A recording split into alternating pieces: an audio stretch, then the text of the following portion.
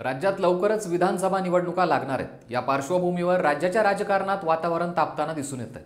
दसऱ्याच्या निमित्ताने हे वातावरण आणखीन तापणार अशी चिन्ह आता दिसत आहेत। याचं कारण म्हणजे नुकताच येऊ घातलेला दसरा मेळावा। दरवर्षी दसरा मेळावा म्हटलं की शिवसेनेची चर्चा केली जाते, पण आता शिवसेनेची दोन शकलं झाली, तसे दसरा मेळावेही दोन घेतले जाऊ लागले।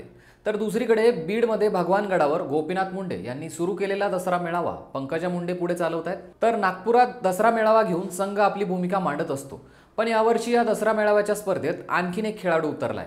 मराठा आरक्षणासाठी लढा देणारे मनोज जरांगे पाटील यांनीही आता दसरा मेळाव्याच्या शर्यतीत उडी घेतली आहे। यामुळे यंदा एकनाथ शिंदे, उद्धव ठाकरे, पंकजा मुंडे की मनोज जरांगे पाटील कुणाचा दसरा मेळावा यावेळी गाजणार हेच जाणून घेऊयात या व्हिडिओच्या माध्यमातून। नमस्कार, मी ऋषिकेश, आपण पाहत आहात लगाव बत्ती। सर्वात आधी शिवसेनेच्या दसरा मेळाव्याबद्दल चर्चा करूयात। 2.5 वर्षांपूर्वी शिवसेनेत एकनाथ शिंदेंनी बंड पुकारलं। आमचीच खरी शिवसेना म्हणून वेगळा गट पाडला। शिवसेना आमचीच म्हणून उद्धव ठाकरे आणि एकनाथ शिंदेंमध्ये न्यायालयीन लढाईही झाली। शिंदे ही लढाई जिंकले, परंतु दोन्ही गट एकमेकांसमोर मुख्य शत्रू म्हणून कायम उभे असतात। शिंदेंच्या बंडानंतर पहिल्यांदाच शिवसेनेचे 2 दसरा मेळावे झाले। या मेळाव्यात ठाकरे आणि शिंदे हे एकमेकांसमोर उभे राहिले होते, कारण या मेळाव्याला शिवाजी पार्कवर जागा मिळावी म्हणून दोन्ही पक्षांनी अर्ज सादर केले होते। या परवानगीवरून दोन्ही पक्षांमध्ये जोरदार खडाजंगी देखील झाली होती। यात उद्धव ठाकरेंनी बाजी मारली होती, कारण बीएमसीनं शिवाजी पार्कसाठी ठाकरेंच्या पक्षाला संमती दिली होती आणि शिंदेंना दसरा मेळावा बीकेसी मैदानावर घ्यावा लागला होता। तर दुसऱ्या वर्षी शिंदे गटाने आझाद मैदानावरून ठाकरेंवर आपली तोफ डागली होती।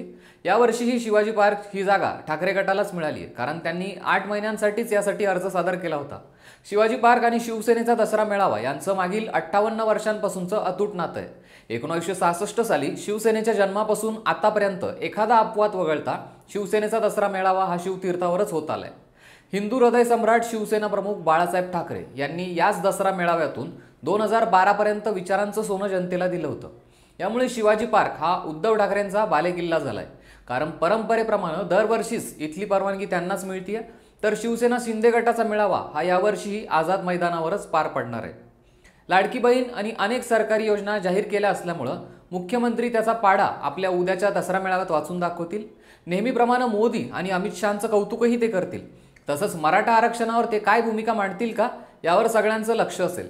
तर दुसरीकडे मुख्यमंत्रीपदाचा चेहरा जाहीर करण्याबाबत ठाकरे महाविकास आघाडीला काय आवाहन करतील हे पाहणं देखील महत्त्वाचं असणार आहे। दुसरा आहे नागपुरातील राष्ट्रीय स्वयंसेवक संघाचा दसरा मेळावा। राष्ट्रीय स्वयंसेवक संघाचा दसरा मेळावा स्वयंसेवकांसाठी अत्यंत महत्त्वाचा कार्यक्रम असतो। त्यात सरसंघचालक स्वयंसेवकांना कोणता संदेश देणार याबाबत सर्वांना उत्सुकता असते। 2024च्या विधानसभा निवडणुकीच्या पूर्वी हा मेळावा होत असल्यानं त्याला राजकीय महत्त्व प्राप्त झालंय। गेल्या काही दिवसांपूर्वी भाजपचे राष्ट्रीय अध्यक्ष जे.पी. नड्डा यांनी भाजपला संघाची गरज नाही असं विधान केलं होतं।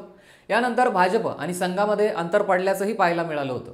यानंतर सरसंघचालक मोहन भागवत यांनी मी देव झालोय असं स्वतः म्हणू नये, तुमच्यातील देवत्व लोकांना ठरवू द्या अशा शब्दात अप्रत्यक्षपणे मोदींना टोलाही दिला होता। या पार्श्वभूमीवर भाजपवर सरसंघचालक डॉक्टर मोहन भागवत या मेळाव्यात आपली काय भूमिका मांडतात हे देखील पाहणं महत्त्वाचं ठरणार आहे। तिसरा मेळावा असणार आहे पंकजा मुंडेंचा भगवानगडावरील दसरा मेळावा। राज्यातील लाखो भाविकांसाठी श्रद्धास्थान असलेल्या भगवानगडावर गोपीनाथ मुंडेंची अपार श्रद्धा होती।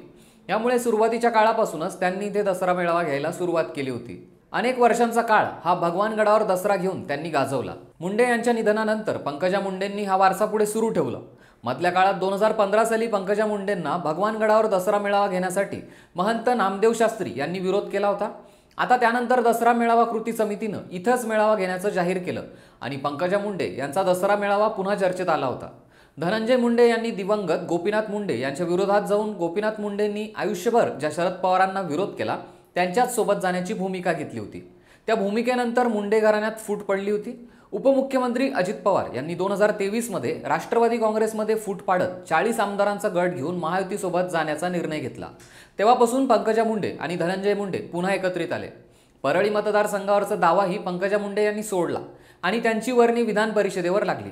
यामुळे यावेळी तब्बल 12 वर्षांनी धनंजय मुंडे आणि पंकजा मुंडे हे दसरा मेळाव्याच्या निमित्ताने एकत्र येणार आहेत। यावेळी महायुतीच्या वतीने ते जोरदार शक्ती प्रदर्शन करतील यात शंका नाही।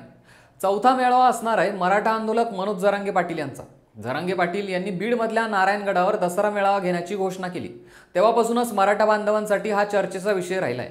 गेल्या 10 वर्षापासून पंकजा मुंडे या सावरगावात दसरा मेळावा घेतात। तर मराठा आरक्षणाचं आंदोलन गाजल्यानंतर मनोज जरांगे पाटील पहिल्यांदा दसरा मेळावा घेणार आहेत. यातून ओबीसी विरुद्ध मराठा असा संघर्ष आणखीन पेटण्याची शक्यता नाकारता येणार नाही. कारण जरांगेंच्या आंदोलनामुळे गेल्या अनेक महिन्यांपासून मराठा आरक्षणाची मागणी जोर धरून आहे. लोकसभा निवडणुकीत मराठवाड्यात सत्ताधारी भाजपला मराठा आरक्षणाचा मोठ्या प्रमाणात फटका देखील बसला होता. तर विधानसभेला उमेदवार उभे करून सत्ता पलटण्याचा इशारा जरांगे यांनी आधीच दिलाय. आता यावर ते नक्की काय भूमिका घेतात, दसरा मेळाव्यात त्यांची राजकीय दिशा ते ठरवणार का, हे पाहणं महत्त्वाचं असणार आहे. पण या सगळ्या मेळाव्यांच्या केंद्रस्थानी असणार आहे तो पंकजा मुंडे आणि मनोज जरांगे यांचा दसरा मेळावा. कारण यंदा मराठवाड्यात 2 दसरा मेळावे होणार आहेत. दरवर्षी मराठवाड्यातील जनता ही पंकजांच्या मागे उभी असते, परंतु मराठा समाजाला हाताशी धरून हम भी किसी से कम नाही हे दाखवण्याचा जरांगे यांचा प्रयत्न असेल. विधानसभा निवडणुकांच्या पार्श्वभूमीवर मराठवाड्यातील तमाम मराठा मते एकत्रित आपल्या बाजूने वळून शक्ती प्रदर्शन करण्याचा जरांगे यांचा डाव आहे.